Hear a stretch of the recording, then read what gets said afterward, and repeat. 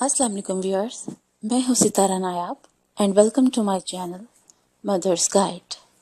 जैसे कि आप जानते हैं कि हमारी एक सीरीज़ चल रही है जिसमें हम वीक वाइज प्रेगनेंसी एक्सप्लेन कर रहे हैं। तो अब हम इस वीडियो में आपको 14th वीक के मुतालिक इंफॉर्मेशन प्रोवाइड करेंगे। अब मैं आपको ये बताना चाहती हूँ कि गर्ल्स मुझसे पूछती हैं कि मुझे ये फीलिंग नहीं आई, मुझे ऐसा प्रॉब्लम पेश नहीं आई। तो मैं उनको ये बताना चाहूँगी कि हर फीमेल में ये प्रॉब्लम्स वेरी करती हैं।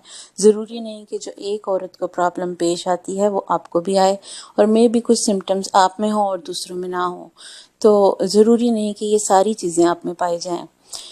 तो अब हम अपनी वीडियो स्टार्ट करते हैं, जो कि है the complete information about 14th week of pregnancy, यानी कि हमल के 14वें हफ्ते से मुतल्लिक मुकम्मल मालूमात।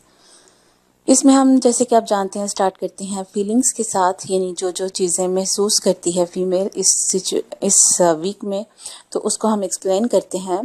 तो let's start with the first feeling, और वो है अबाउट इंक्रीज्ड एनर्जी, यानी कि तवानाई में इजाफा। चूँकि अब आपको नौज़िया फीलिंग नहीं होगी, आपको वॉमिट नहीं होगी, अगर होगी भी तो बहुत कम होगी, तो ऑब्वियसली आपके अंदर एनर्जी का लेवल इंक्रीज़ हो जाएगा। नेक्स्ट है इंक्रीज्ड एपिटाइट, यानी भूख में इजाफा।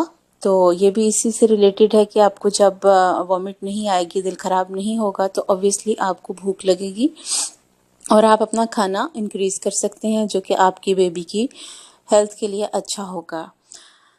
एक इसकी बड़ी अच्छी चेंज है जो है थिकर शाइनियर हेयर्स, यानी कि चमकीले घने बाल। इस स्टेज पे आप ये महसूस करेंगे कि आपके बालों की लेंथ इंक्रीज़ हो गई है, ये काफ़ी शाइनी हो गए हैं और इनका वॉल्यूम बढ़ गया है। तो ये एक अच्छा चेंज है जो कि प्रेगनेंसी से रिलेटेड है। इसके अलावा है राउंड लिगामेंट पेन, यानी कि जिस्म में खिंचाव। आपके एब्डोमेन में राइट या लेफ़्ट में कहीं पे भी पेन हो सकती है, क्योंकि आपकी जो पेट के मसल्स हैं वो आपकी यूट्रस को जगह देने के लिए ये पेन क्रिएट करते हैं। तो ये वक्ती प्रॉब्लम है। अब है अगला टॉपिक, साइज ऑफ बेली, यानी कि पेट का हुजम।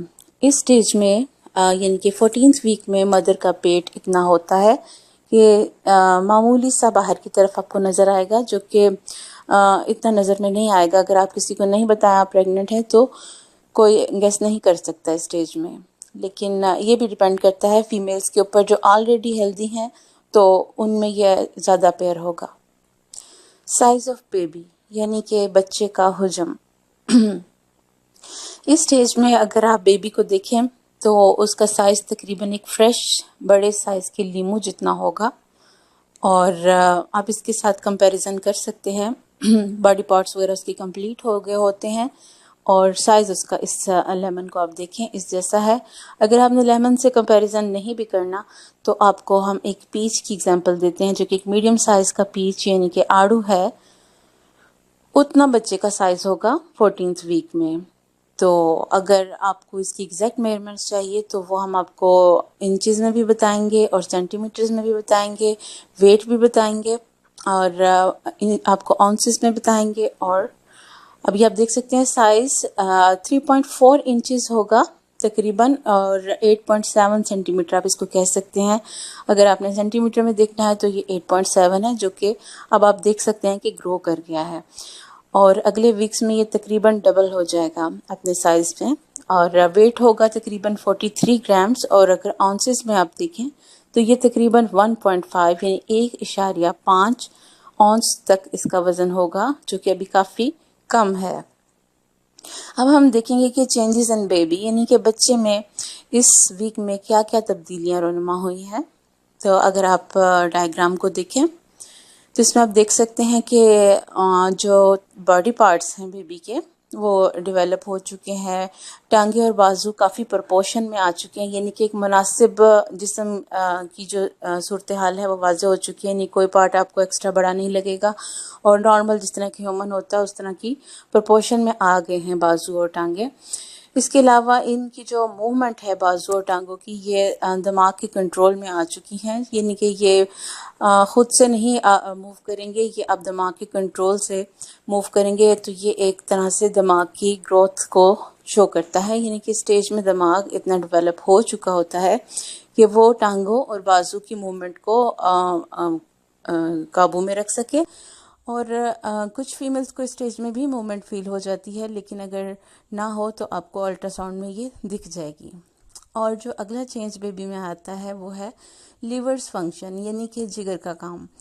जिगर ने स्टेज में अपना काम स्टार्ट कर दिया है। वो एक बाइल प्रोड्यूस करता है। ये एक लिक्विड होता है जो कि फूड को डाइजेस्ट करने में काम करता है। तो इस स्टेज में जो बेबी का जिगर है वो एक प्रॉपर बाइल क्रिएट करना शुरू कर देता है, फॉर्म करता है, और ये एक साइन है कि अब इसका जिगर अगली स्टेजेस में वर्किंग पोजीशन में आ जाएगा और ये फूड को डाइजेस्ट कर सकेगा। नेक्स्ट जो चेंज है वो है किडनीज फंक्शन, यानी कि गुर्दों का काम। और अगर आप डायग्राम को देखें तो आपको अंदाज़ा होगा कि इस स्टेज में गुर्दों ने भी अपना काम स्टार्ट कर दिया है और वो है यूरिन क्रिएट करना, प्रोड्यूस करना। तो इस स्टेज में यूरिन भी बनना शुरू हो जाता है। हार्ट भी अपनी पोजीशन में आ चुका है। अगर इस डायग्राम में आप देखें तो हार्ट भी आपको शो हो रहा है, क्योंकि स्किन बेबी की पतली होती है तो आपको इस वक्त ही शो हो रहा है, अदरवाइज ये इनसाइड में ही होता है। नेक्स्ट जो चेंज है वो है लेनुगो, यानी कि एक फाइन किस्म के गोल्डन हेयर्स अपेयर हो जाते हैं बेबी के सर के ऊपर और पूरे जिस्म पे। साइंटिस्ट कहते हैं कि ये बेबी को हीट प्रोवाइड करता है, यानी कि इसको गर्म रखने के काम आता है। अगर आप नोट करें, जब न्यू बेबी बॉर्न होते हैं तो उनके कानों पे और हेड के ऊपर एक बालों की बारीक लेयर होती है जो आहिस्ता आहिस्ता रिमूव हो जाती है। वो यही वाले बाल होते हैं जो बाद में भी कुछ बेबीज़ में रह जाते हैं और वक्त के साथ साथ ख़त्म हो जाते हैं। इसके अलावा आप देख सकते हैं कि इसका नेवल प्रॉपर काम कर रहा है और अभी जितनी डाइजेशन और जितनी फूड इनटेक है वो सारी इसी के थ्रू हो रही है, रेस्पिरेशन भी इसी के थ्रू हो रही है और लंग्स भी डेवलप हो चुके हैं। अगर आप इसका ट्रांसपोर्टेशन सिस्टम देखें, यानी कि ब्लड का सिस्टम, तो आप देख सकते हैं कि तकरीबन आर्टरीज आपको दिख रही हैं कि एक पूरा जाल बिछ गया है बेबी के जिस्म में और अनकरीब इसमें कंप्लीट सर्कुलेशन स्टार्ट हो जाएगी।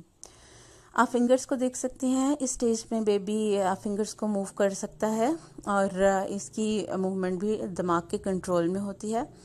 और इसके अलावा अगर आप चेंजेस में देखें तो चूँकि आइज़ क्लोज होती हैं, लेकिन इस स्टेज में बेबी आँख को लिड के अंदर अंदर मूव कर सकता है। मामूली मूवमेंट दिख जाती है फाइन किस्म के अल्ट्रासाउंड में।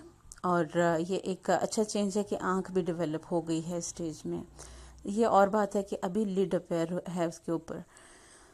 अगर हम अल्ट्रासाउंड देखें 14th वीक का, तो आप अल्ट्रासाउंड में वाज़े तौर पे हेड का पोर्शन देख सकते हैं और उसकी बेबी का साइज़ देख सकते हैं, उसकी हेल्थ और ग्रोथ देख सकते हैं। एबनॉर्मलिटीज़ भी नज़र आ जाती हैं अगर इसको अच्छे से ऑब्ज़र्व किया जाए। और ये स्टेज अच्छी है अल्ट्रासाउंड कराने के लिए, क्योंकि अब आपका सेकंड ट्राइमेस्टर स्टार्ट हो चुका है, तो इसमें आपको अल्ट्रासाउंड करवा लेना चाहिए। नेक्स्ट ये कि हमें क्या खाना चाहिए। बार बार मुझसे फीमेल्स पूछती हैं, तो मैं आपको बार बार कहूँगी कि जब तक बेबी अभी स्मॉल है तब तक आपको अपनी जो से कैलोरीज सिर्फ 300 कैलोरीज अपनी फूड में इंक्रीज़ करनी है। आप लोग अपने खाने को डबल मत करें, कैलोरीज कॉन्शियस हो जाएं, क्योंकि जब लोग सिर्फ डबल खाने लग जाते हैं, एक्स्ट्रा खाने लग जाते हैं, तो उनका वेट बहुत ज़्यादा बढ़ जाता है, जो कि बाद में कम करने में परेशानी होती है। तो इस बात को आप नोट करें कि अपनी रेगुलर कैलोरीज से आपको 300 कैलोरीज ज़्यादा लेनी है। तो होप आपको ये वीडियो पसंद आई होगी, जैसे आपने पिछली वीडियोस को पसंद किया है। इस वीडियो को भी आप शेयर करें, लाइक करें, कमेंट करें और अपनी फीडबैक दें। और कोई सजेशन आपके जहन में हो तो ज़रूर हमें दें। और आप हमें फेसबुक के पेज के थ्रू भी रब्ता कर सकते हैं और आप हमारे चैनल को सब्सक्राइब करें।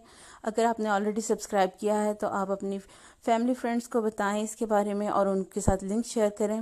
लिंक भी डिस्क्रिप्शन में मौजूद है। अपना ख्याल रखिए। अल्लाह हाफ़िज़।